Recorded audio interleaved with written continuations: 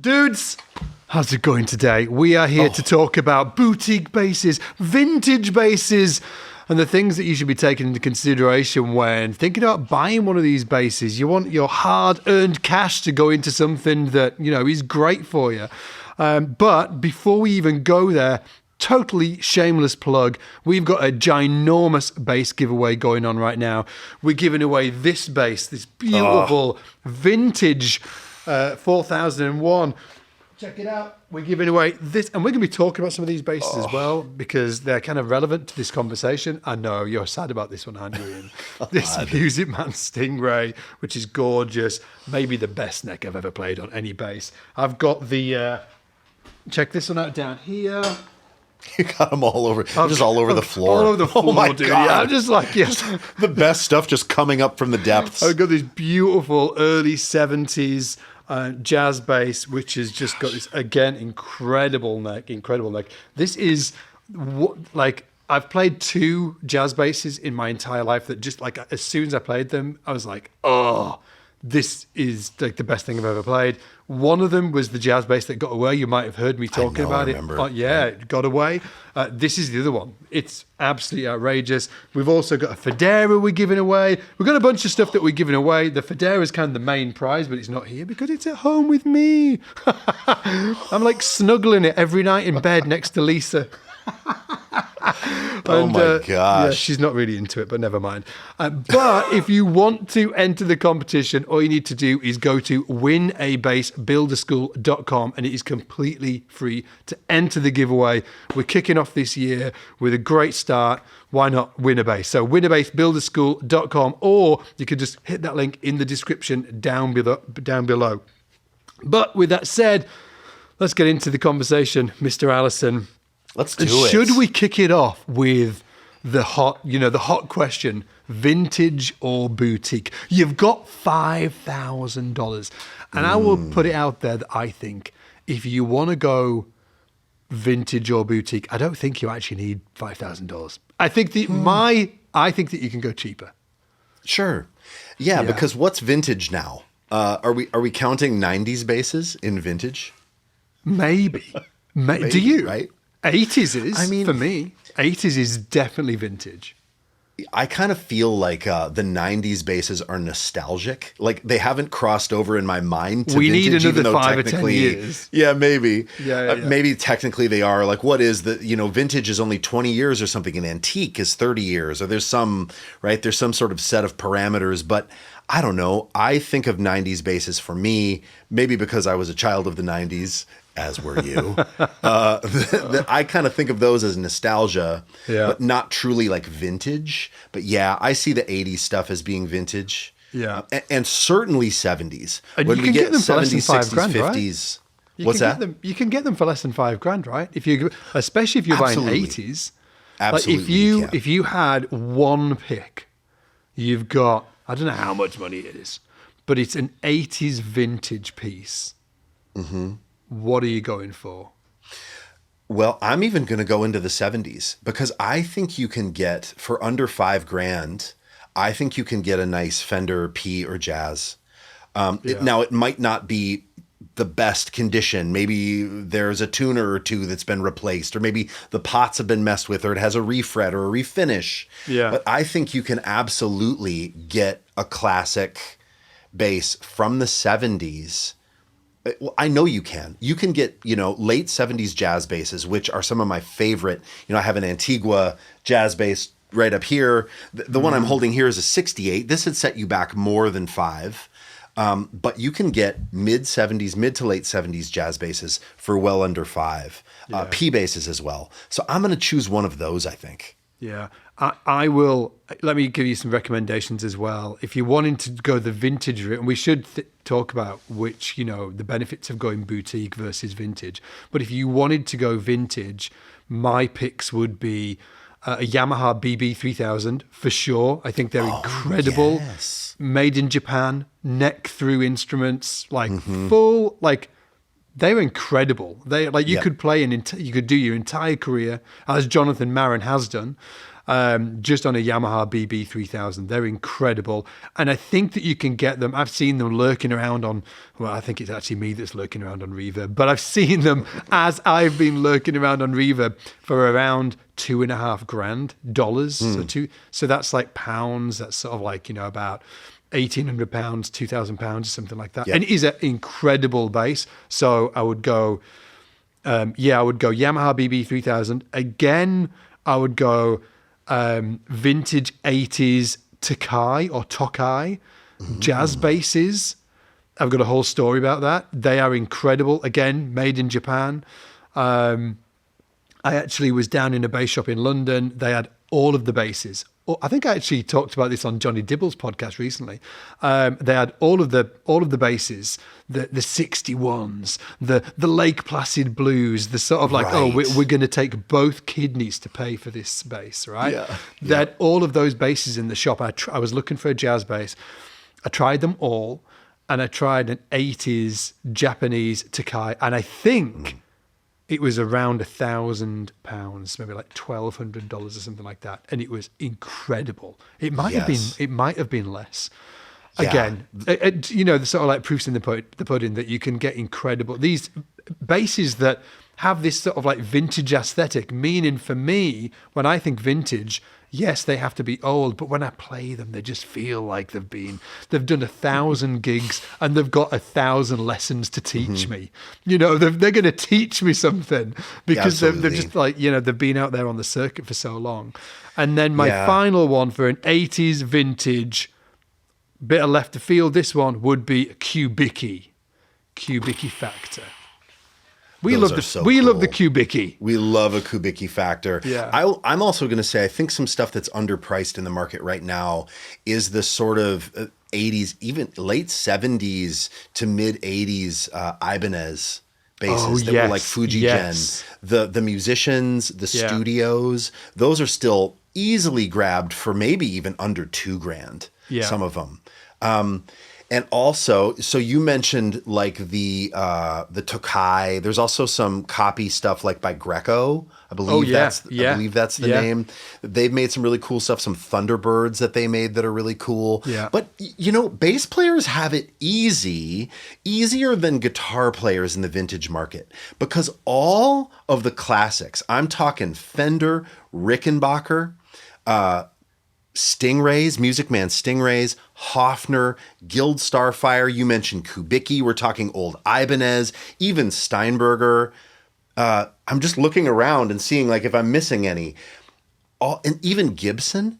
You can get stuff from the 70s in all of those classic brands for under $5,000. Yeah. You totally can. Yeah. And if you're willing to go to the 80s as well, it's even cheaper. Absolutely. Because there was a point, you remember, right? And like a lot of people watching this right now, shout out to you guys, will remember when the 70s was super uncool. Of course. A 70s jazz bass? Like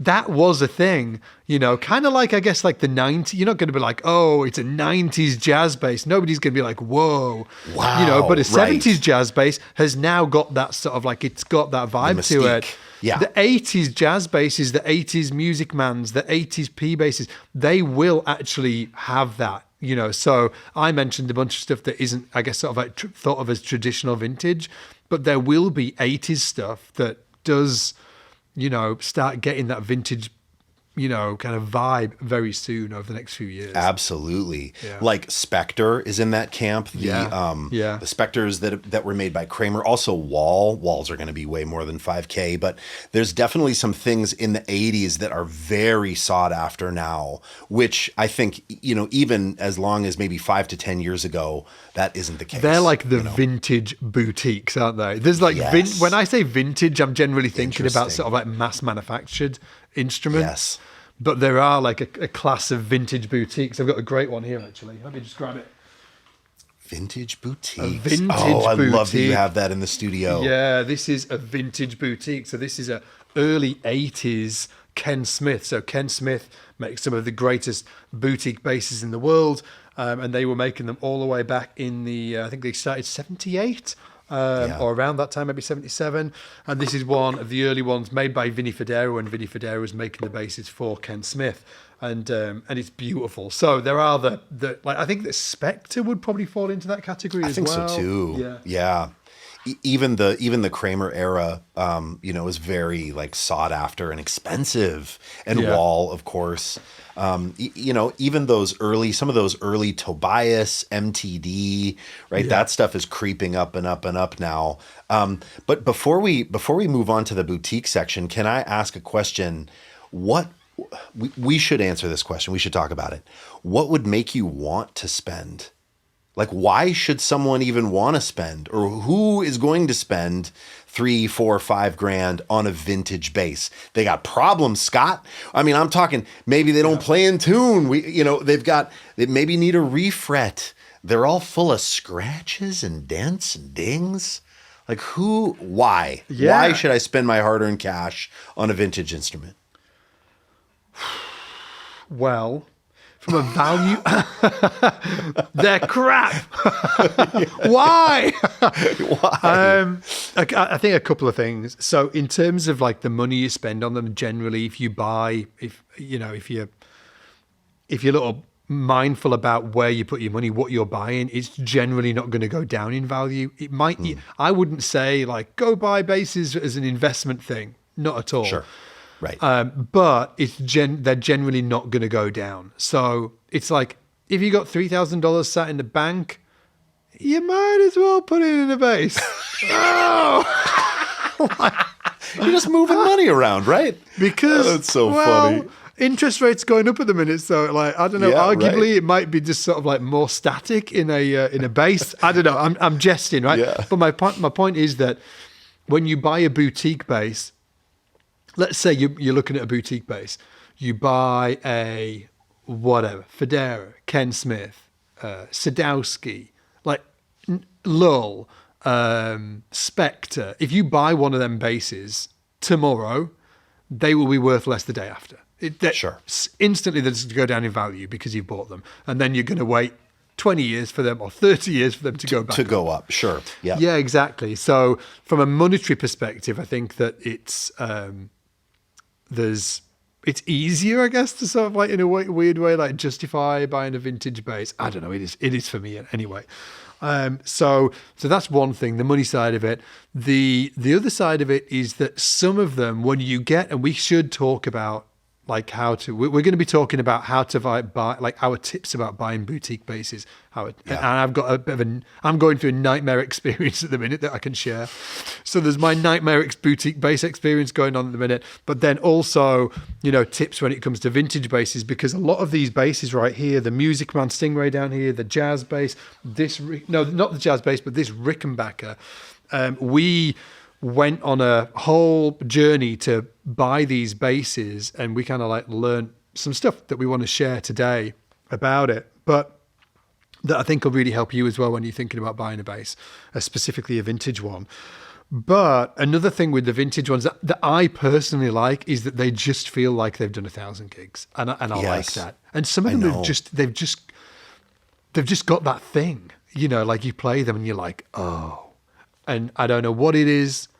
Any pro players that have been playing for any more, for a bunch of years, you all know what I'm talking about. Yes. That bass that's like 20 years old, it's been played a lot. It just feels different. Feels like it's, done 1,000 gigs, and it's learned something along the way. I mean, I have to say, so this is a 68 Fender Jazz. When I bought this, I was not interested in vintage instruments at all. I was not interested. And I went into a store, and my friend, Nick, was like, you got to play that beat up jazz bass. I'm like, And I didn't even want to play it because I wasn't interested. I wasn't romanced by it at all. What did you think you wanted to play? At that time, I was working for Lakeland, and I was playing Lakeland basses. That was it. Which are incredible. Yes, and they really are incredible. Yeah. I was like, I figured it out. I'm done. This is what I'm doing. I'm not even ever going to look at vintage instruments. It's too expensive. It's too much of a rabbit hole. No. And he was just like, you should just play this. And I was like, okay. and he handed it to me, and I sat down, and I was like, "Oh boy, this neck actually feels," and I'm like, and I was looking at it, I'm like, God, it does look like incredible. It looks and incredible. I sat down, and it kind of like balanced cool, and I was like, oh. The neck felt great, super worn in the binding, and I was like, ooh, already it was like it had its claws in me. And then I swear to you, man, I just turned it up and I just played a G. And I was like, oh, and it felt, I've told you this before, it felt honest. Yeah. It felt like this G had been played like 1,000 times and it's sustained and it had all this like woody character to the notes. And then I just played a triad, and I was like, ooh. And I swear to you, I probably played 10 notes on this bass, and I was like, oh my God. I felt my world shaking. Yeah. And it's uneven. It doesn't, the neck, it needs a setup. It probably needed a setup, right? It's not built as well as the Lakelands. There are so many things. It's a little heavy. But there was something about playing an instrument, like you say, that's been played, this bass has been around now for 56 years, and it's probably played 1,000 gigs. Yeah. And I maybe more, dude. Maybe more, dude. Maybe more, yeah. And I fell in love with it, and I couldn't stop thinking about it, and it just got its hooks in me. Yeah. And it's because it felt like it presented the notes differently than the new basses. Yeah. And it also, the aesthetic just screamed cool. And I have to say one other thing. Justin Meldal-Johnson said something that got its talons in me years ago too, which was, if you aim to play sessions, if you want to be a freelance bass player and play sessions, investing in a good vintage bass, not 100 of them, not even 5 of them, but maybe one, that when you pull out of the case, it's a conversation piece. That someone says, oh, hey, is that an old one? You get to say, yes. I mean, and that's pretty cool. Versus, well, no, but it's a Murphy Labs. It's a custom shop. Well, it was made on the same gear as, well, it's a 2003 reissue and they're real good. Yeah. That is less cool than the one word. You just get to say, yes. Yeah. Oh, man. And that may not be worth anything, really. But that story romanced me as well. Yeah. I was like, oh man, that would be pretty cool to pull this bass out. There is like a whole romantic side to vintage basses. Yes. I think. There absolutely is. And I think when you get a really great one, like obviously that one's like one of those basses that you play and you're just like, oh, different experience. Yeah, it's like one of those, we all have, over like a 10-year period, you'll maybe play sort of like a handful of basses in that 10 years and you're like, God damn, I should have bought that bass. And sometimes in your case, for instance, in this case, you did buy the bass. But when it comes to buying vintage basses, what we did, which is kind of like a great segue actually to talk about if you're going to go down the vintage bass route, like how you should buy them, because we've talked about it in the pod before, but I guess that one of the most popular at the minute is to go on Reverb. And Reverb, I will say, is awesome. I have bought loads of basses off there before. Not loads, but, I've probably bought like 3 basses off Reverb, maybe 4 basses. Excuse me, sir. 5? You've bought so many more. Have I bought? Oh, my God. Am I in denial? Oh my God. So I bought 3 basses, my ass. Okay, so I bought some more, right? Put a 0 on the end of that. But what I will say is, and Ian said the same thing, or like alluded to it, some vintage basses, they're like, there's stuff wrong with them. They need setup, they need refretted, they need all of this stuff. Maybe they're just a dog, and they just, because some vintage basses, you play them and they feel great. Some vintage basses don't feel great. And when you look at them online, it doesn't translate at all. So and we went to, this one here, this This is a Rickenbacker 4001. And again, we're giving this bass away and all of these other basses that have been showing as well. So if you want to check it out, go to the link in the description. But when we went to try out all of these basses, we went to Andy Baxter's bass shop in Leeds, and we tried all of the Rickenbackers. And he maybe had 7 in, 8. Yeah, there were a bunch. There were a lot, right? And all of them played very differently. And Yep. this was absolutely the one that stuck out. And Ian... I think so. Yeah, Ian, actually, you chose this one, didn't you? Well, you chose both of these, didn't you? You were like, that's the one, dude. That's the one. I loved that one. It Yeah. looks great. It plays great. And it's got the shark inlays. Yeah, the triangles and the Yeah. it's checkerboard binding too It's around got that the one too. checkerboard binding as And well. I yeah. will say I am absolutely aesthetically swayed by this stuff too. I'm such a nerd for the stupid, like the checkerboard binding doesn't change the tone, like or does it? No, But it right? changes the way that you feel about the bass. You feel sort of like Yes. more romantically connected because it's got Yes. the special checkerboard binding. Yes. Yeah, absolutely. Yes. And it has the wavy Grover tuners and the Cracker Jack boxes on the back. And, it just has all of these features of early 70s Rickenbacker that is so cool. Yeah. And it sounded and played great. So to me, it was like the perfect combo. Yeah. And then there was this one here as well. And we did the same thing. Let me just put this down. We did the same thing when we were choosing this sure bass, did. which wasn't Yeah. actually supposed to be for this giveaway, by the way. We weren't giving any of these basses away. No, we weren't. These were for me.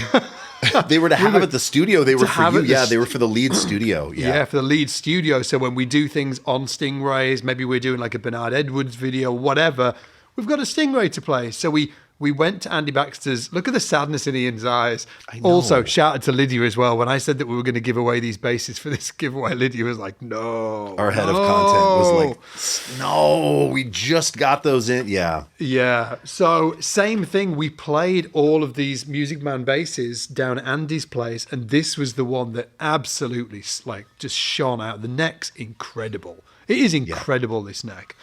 And all that to say that when you're buying vintage basses, if you can get to the shop and physically play them, it's worth doing it. Because what Yes. you think when you look at a bass online and however pretty it looks and, it's got, it looks all relict or not relict as the case may be. Right? Sure. It's got Whatever your real taste battle is. scars. Yeah. Yeah. The full thing. It actually says nothing about how it's going to play. Zero. Totally. Zero. And, and Andy is meticulous as well in that if you look on his site, he lists everything from the freaking what capacitors something's got to the width of the neck. It's 20 mil. Yes. It's like he sets it up and stuff like that. So he's doing, in terms of shops, he's sort of like a triple A. He does Yeah, for everything he sure. should. And still, there's differences between the basses. Still, there's some basses that just shine, and there's some basses that are just like, pretty good. Yeah. But not Yep. like this or the Rickenbacker. So all that to say that if you are buying a vintage bass and you're a player that you're not just going to get it to like put it on the wall. Oh, look, I've got a vintage bass. It's not like a investment thing. You're actually going to gig this bass. It's really ideal to play it. Even though I've heard stories of people getting great basses. Michael League, we've got a great Bass Tales video on the channel. Michael League's telling his story about the 58p bass that he got. Right. And he bought it. I think that he saw it on Craigslist or something like that. Or maybe Reverb or something. But he got it online or over the phone or whatever. And it worked out great. The guy sent it to him and he played it. But he did say that, I think that the guy said you can send it back. He could send it back, but Yeah, that he wouldn't want to, that he that wouldn't kind of want thing. to, yeah. So I mean, it is a if risk you are going to environment on buy, if you're going to buy a bass on Reverb, just see if it will. Just make sure that you can send it back, especially if you're spending that kind of money. You can't go play it. You've bought basses that you've sent back, right? I have. I bought Yeah. I bought a wall fretless that I sent back, which I regret. I should have just spent the money to set it up. But yes, I've had experiences where I've bought basses that have been great, surprisingly great, and then also surprisingly bad. I've absolutely run the gamut. I will say that this bass, I never would have purchased this had I not played it. And then when I played it, I just fell in love. So if you can play it, even if you sort of budget that into your quest, like I don't know, where, depending on where you live, maybe a train ride, even a plane ticket somewhere to try something might be fun. It might be worth I don't know. That just sounds like a blast to me. That's just what I want to do with you when we're in our 60s, is just fly around and try bases.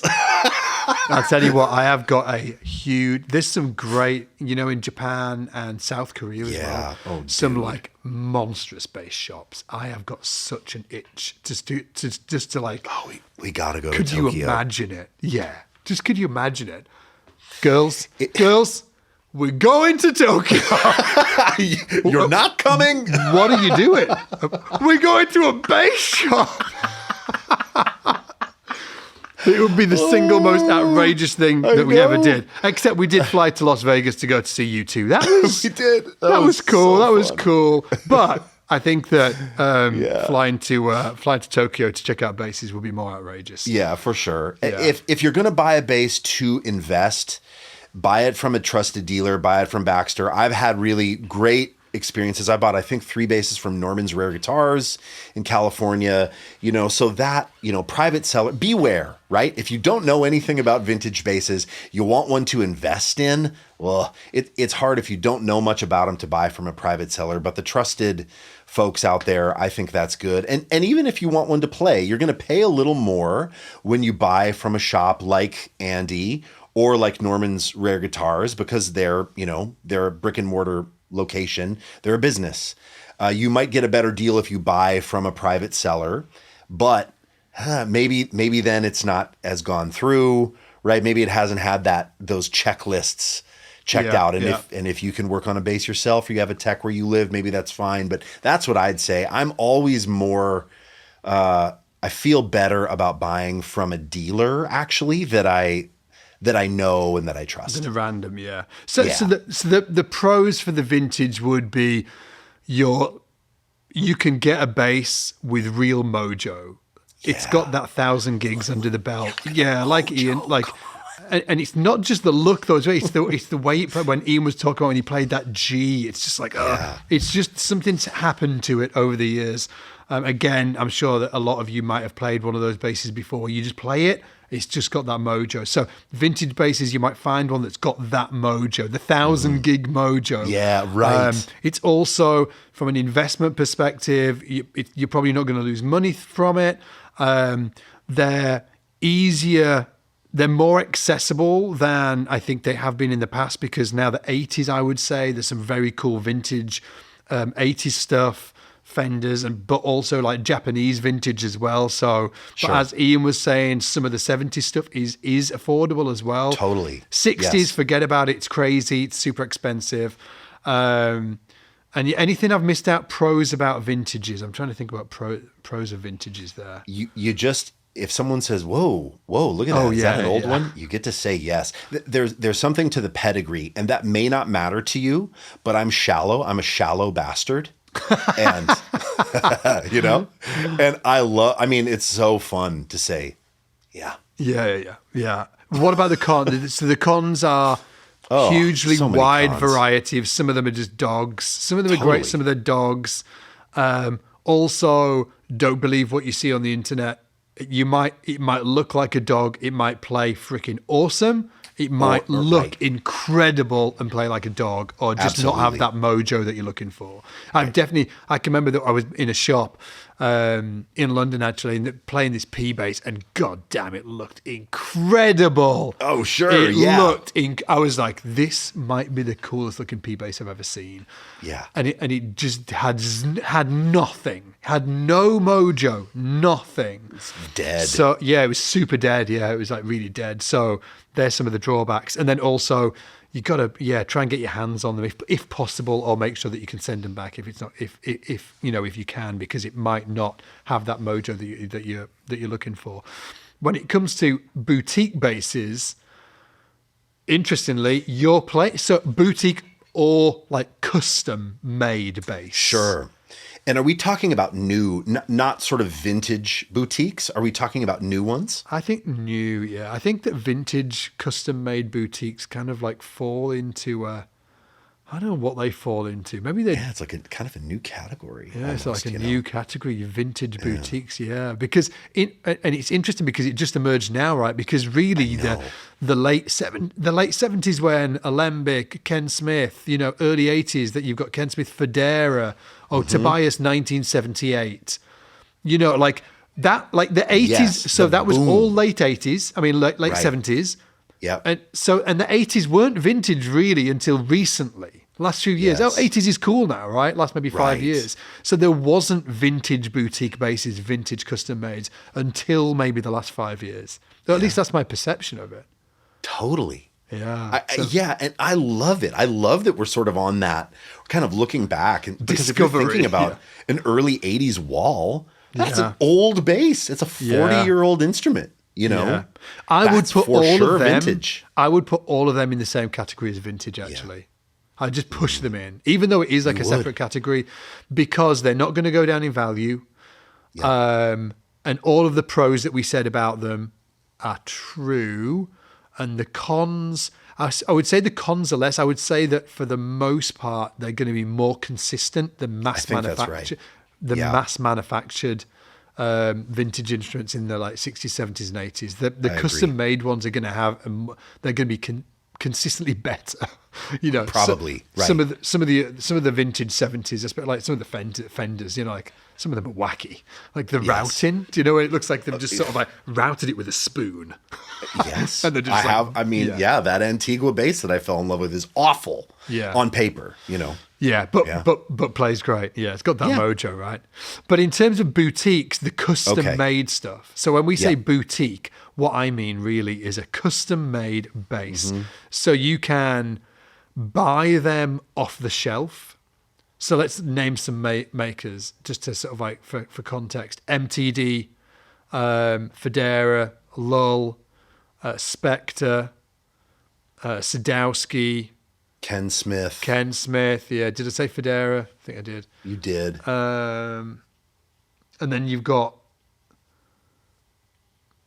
I feel like we always forget forget so many. There's so many. Alembic is still making. Alembic is making new instruments. Kubicki could be classed as that in a way. Yeah, because they're still making. Yeah. Warwick. Yeah, Warwick. Yeah. And they fall into two categories, right? Off the shelf and then custom. Or Ritter. A Ritter. Yeah. Those are crazy. Yeah. Yes, Have you ever you're played right. one? I've never played one of those. I've never played one. Lakeland. Yeah. Yep. Yeah. So the there's Ritters off are the too shelf. wacky for me. But They're too wacky for me as well. So you've got off the shelf, and then you've got custom made for you. They're the sort of like two categories. Off the shelf. I don't know. Should we just talk about your? I'll talk about my experience of off the shelf boutiques. Great. And then I'll pass it to you. Mine's been pretty great. In terms of like build consistency, pretty great across the board. There's not many people building bad instruments or anything like that. Right. I haven't. It's rarer for me to play them. It's rarer. I don't know if. I think that this is true. It's rarer for me to play one that I feel has that mojo. I'm like, oh, this is the mojo. Do you know, like the older basses have? But but there's a trade-off for the mojo, just like Ian was talking about with his Antigua bass and the one that he's just put on the floor, is that they will also have all of these little annoying problems. He'll not be able to play certain notes because they sound just weird. And, I mean, like, it might resonate weird or whatever. They all come with sort of like these other things. So it may, like this jazz bass down here that I've got. Where is it? I don't know where it is. This one down here. Yeah. Let me just grab it. There's so many weird things about this bass. There's so many weird things about this bass. But the it's quirks that you have to get definitely used to. Yeah, but it's definitely got that mojo where I don't think, or it's, I would say, less of the off-the-shelf boutiques have had that for me. And maybe it's just because they're not old enough. Maybe there's, there's all of this, like Yamaha used to shake the wood, or maybe they still shake the wood to try and get. Right. Can you remember that thing they used to do? Or maybe they still do it. Yeah. Yeah. like MTD maybe did that too. I could be totally wrong. Yeah, you talk about like, so a modern boutique. Now this here we go. Here's an example. This one was custom made, but it was custom made in the process of, you can order this base. I mean, I spec'd this base out, but you could call Spectre and order Goddamn this great looking base. base, dude. It's so gorgeous. Yeah. Yeah, it's an NS5 wide. And I got to choose the wood, and I even chose the pickup spacing, and it's so awesome. Like it's perfect. Or like there's not a thing where you're looking at it and you're going, ooh, they screwed that up, or you're not looking at pickup routes going, oh, that's terrible, or finish issues, or it's so great. But then it does feel it feels perfect. It feels new. Like, yeah, It feels perfect. new. Maybe, just hang with me for a minute. Maybe the mojo that we're talking about Yeah, doesn't exist with new instruments, because maybe Right. maybe it is the 1,000 gig mojo. Maybe it needs Right. to have, maybe there's like something that needs to happen to the bass, and that's why I've played less. I have played boutique custom made instruments that have the mojo, but they weren't new. They were older. Right. Two jump to mind. This Ken Smith down here, The Ken Smith, absolutely has got the mojo. And then Yeah. at Andy Baxter's place, I can remember playing a Lakeland 4-string jazz, and it was, you were there that that day. gold one. I remember Yes. the Joe Osborne. Yes. Yeah, I freaking love. For me, that bass had mojo, but again, it wasn't like a new bass. So maybe there just needs to be gigs under the belt for it to happen, and maybe we just can't, I don't know, put like a label on what that is. I mean, If anybody else has got any thoughts on this, please leave it in the comments. Please, well, I mean, another thought is that if the mojo is manufactured, so I'm holding on to a Lull heirloom 5-string right now. Yeah, the IMA 5, and I will say I got to go down to Seattle and play all of the ones that were poly finished, that were perfect, new, like gleaming, and this one was made and finished differently. Right?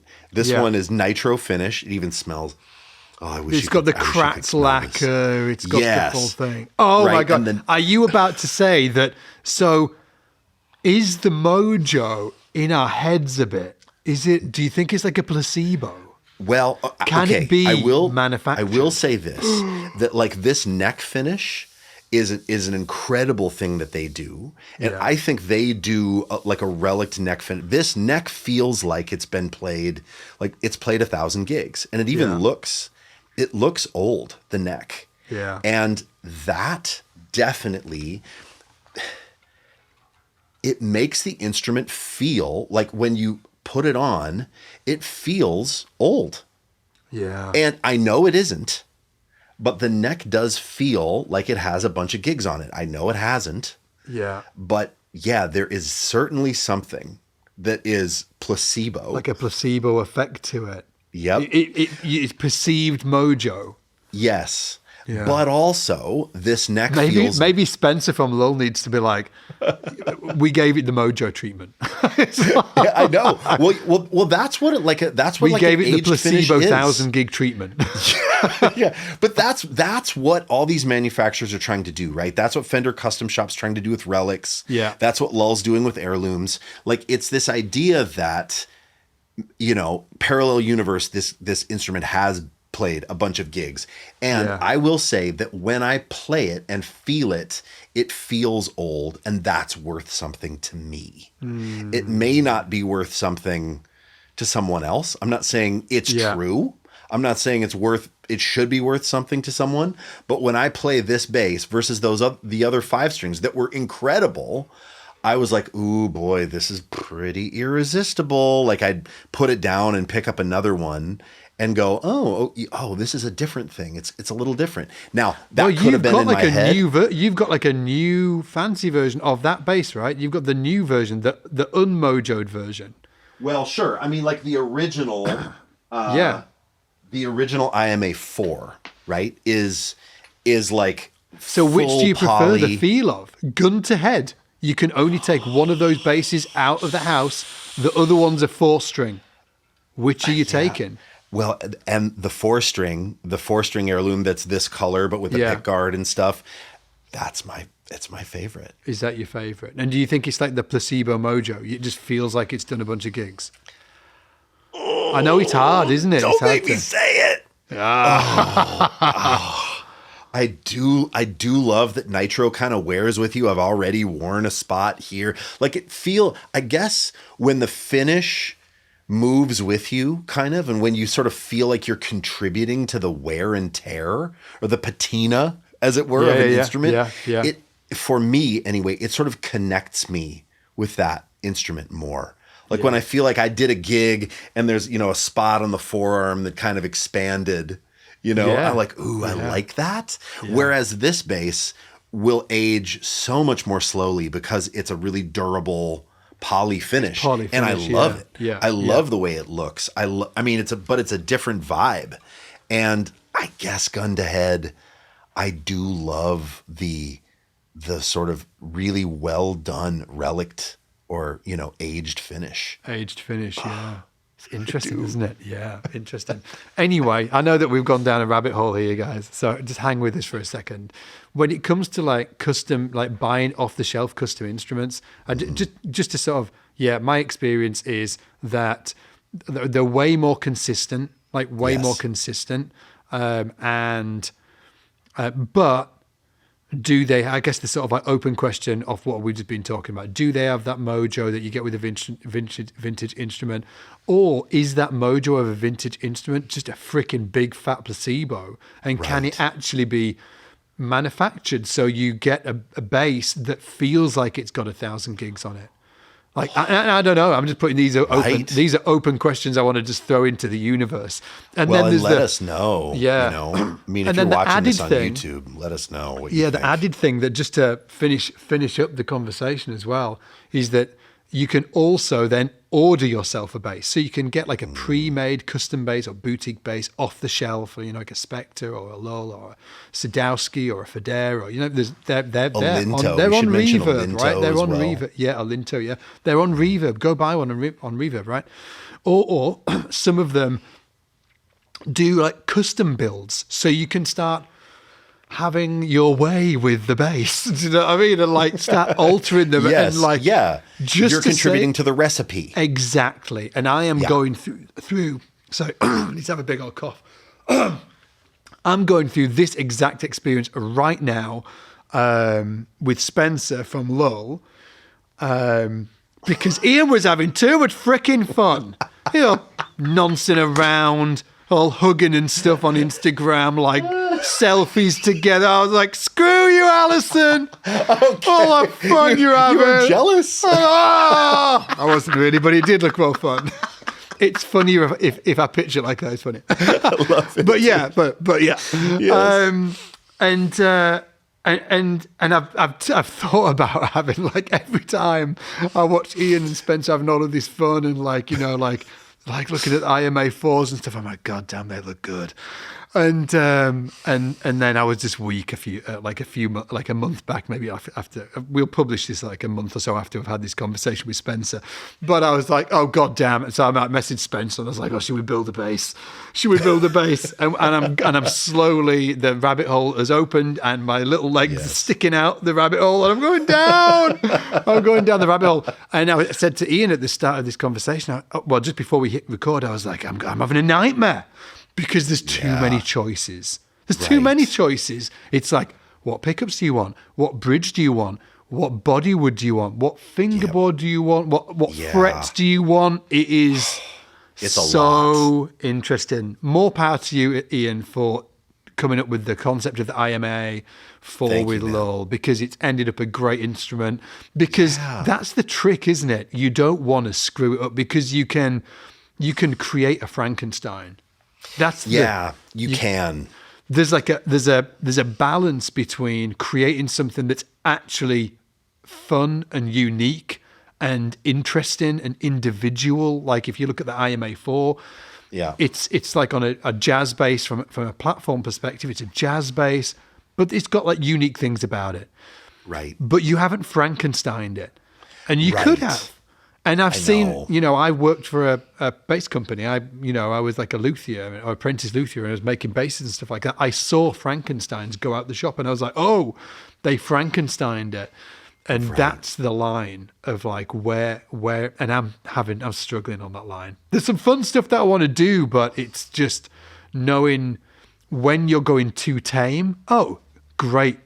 Wicked lads. You've just made another jazz bass. Like, Right. you don't I want to do know, that. yeah. Oh, it's a new jazz bass. But you're talking about something different. You're talking about actually building a signature instrument now. Yeah. You're talking about, thinking about building something that stands out in the market. I think for people that just want a great custom bass, building a really awesome jazz or P bass or something with a company like Lull or Fender Custom Shop or Alinto or Oliva, right? Like, yeah. I think that's okay. I don't think there's anything wrong with ordering a really nice, like well-built boutique FSO, right? Fender-shaped object. Fender-shaped object, yeah. But you're talking about something different right now. Yeah, You're talking about building something that stands out. Yeah, what I'll say is if you're not in my position when I'm trying to do that thing, I'm trying to create something pretty unique. And we should do a podcast on that. Let's just do a complete separate episode on that. So let's, one for the future. But what I will say is just sort of like a guiding principle that I saw broken time and time again was when I was making basses, overwater basses here in the UK. But then I've also experienced from friends that have ordered basses through Federa, Ken Smith, MTD, like these, is that my guiding principle would be listen to them when they're giving you the guidance, because they're seeing these basses all of the time. They have just got thousands of hours sat with those instruments, and they can give you great tips. And it's easy to kind of like just go in. You think you know better, but sometimes you don't. In one conversation that comes to mind is a good friend of mine. He bought a Federa, and he got it with I can't remember what pickup it was, but it wasn't what they normally use. And I was talking to him about it, and he was like, "You know what? I should have just gone with what they recommended." Yeah, what they recommended, which was like a Seymour Duncan dual coil. He said, "I should have just gone with that instead of something else." You've talked about this with F bass as well. That they have a very pretty strict standard of what they like, a recipe that they don't really like to stray from. They don't like to stray from it. They'll put like a fancy top on it for you. They will consider like a different body wood as long as it's within the tone woods that they work with. But if you're like, hey, I want Bartolini pickups in it, they're like, no. Because they know how their pickups sound with their instruments. And they are, in terms of the people I've worked with, they are just like Marcel is just, who's, George's son. George Furlanetto is the guy that founded the company, still there in 1978. There was lots of people started bass companies in 1978. I know, it's crazy. It's weird, isn't it? Yeah. Yes. And Marcel's running things behind the scenes, but like Marcel and those guys over at F-Bass have like really have that consistency dialed in. They know exactly what's going out the door all the time because they've reduced the variables down. They're just like, it's their pickup, it's their circuit. You can choose the body wood as long as it's within the tone woods that they work with, and they will guide you on that. But yeah, I love that, and I've had some of that with Spencer. I'm like, hey, you were there. You were there for one of those conversations. It was a long call. It was a long call, 3 hours. And I was like, Spencer, I've got this idea. And Spencer was like, I'm not sure. And Ian was like, I don't know. Listen to what the man's got to say. Turns out that we think it's actually a freaking cool idea, and that's going to be on the bass. So, and we could talk about that on another episode. But yeah, interesting. Anyway, no conclusion to the conversation. I think there's just more of an open conversation and throwing questions into the ether. Yeah. I would also just love to say this too. We haven't talked about like why would you maybe not want to buy a vintage instrument, but instead take that money and spend it on a new boutique build. Something that does really appeal to me about something that is like perfect, like this lull, is like a perfect race car. Or like, I pulled this out earlier. This is a perfect race car, this Spectre. When they're perfect and they don't have that mojo, a couple of things. Everything is consistent. They're more predictable. The notes are going to be more even, maybe, right? The action you're going to get, maybe dial it into a specific way versus an old Fender, right? And then you have an opportunity to be the thing that gives it the 1,000 gigs. You have the opportunity to create the mojo, bond with the instrument, and make it your own. And I think that's compelling. I think that's actually really cool. 100%. So it depends on who you are. Do you want something that is going to be really tight tolerance race car that you're going to really bond with over time, but maybe doesn't have that kind of worn in pair of jeans feeling? Or do you really want that?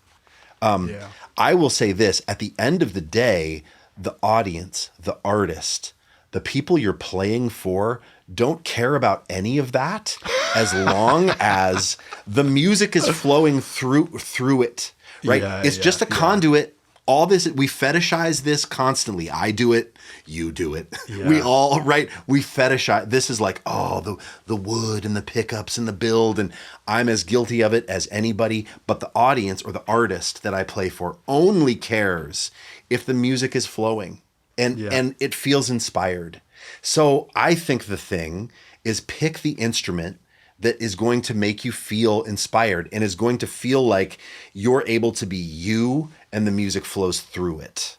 That's the number one thing, I think. 100%, yeah. And I haven't got anything to add, really. One little thing that is related is that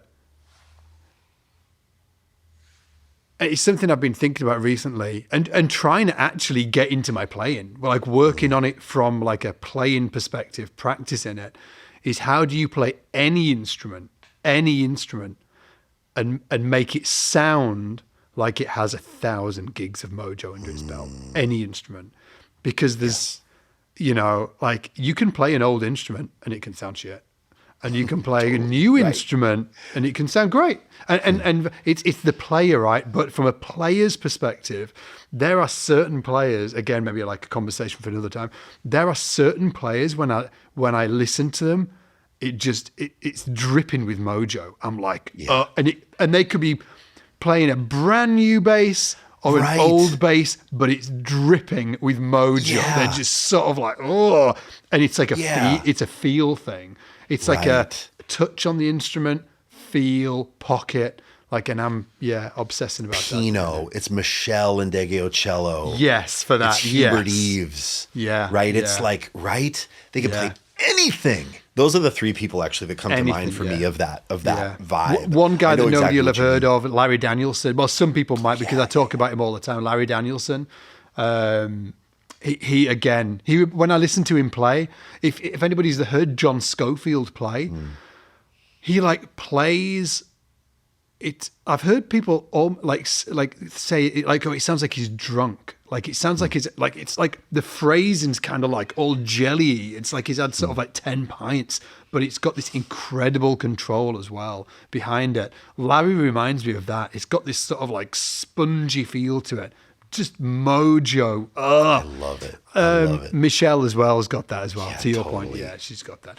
Anyway, my word, what a rabbit hole. Let's call it, dudes. Love it.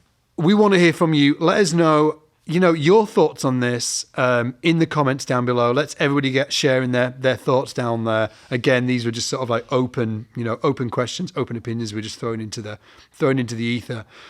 So please share down below. And if you do want to win one of these incredible basses, well, the Federa that you might not have seen. If you go to the link, winnerbassbuilderschool.com, down there in the description, you'll be able to see the Federa along with this jazz bass, the Music Man, the Rickenbacker, and I've got this beautiful Overwater custom P bass as well over there behind me that's also in the giveaway. So yeah, go check it out down there in the description below, and we'll see you in the next one. Take it easy. Take care, everybody.